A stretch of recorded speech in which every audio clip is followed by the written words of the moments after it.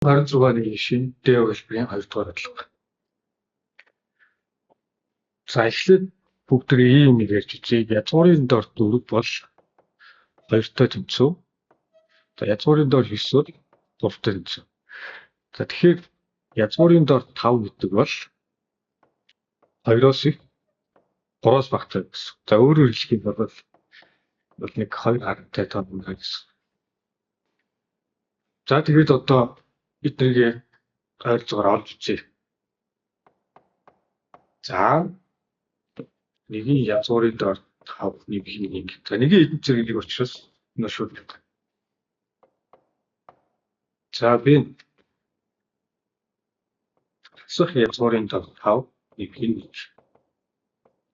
За язгуурын дор 5 бол 2 гаралтай байна байна. За тэрийг авчиж. За энэ хоёрыг нэмэх юм бол за энэ бол хасах нэг гаралтай байна. За син хасах язгуурын дор 5-аас хасах юм. Энэ хасах 2 гаралтай дөө эндээс нэг гэсэн юм бол энэ хасах 3 гаралтай байна. За тий язгуурын дор 5-аас хасах юм.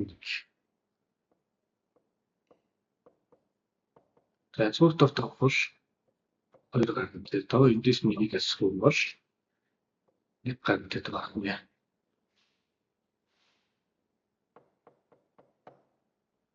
За игээр нэгийг хуваах нь язгуурын дор 5 жишээ.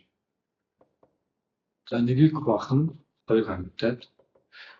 За ямар нэгэн дог өөрөөс нэг цаал болж байгаа юм бол мэдээж нэгээс багт орчихно гэсэн.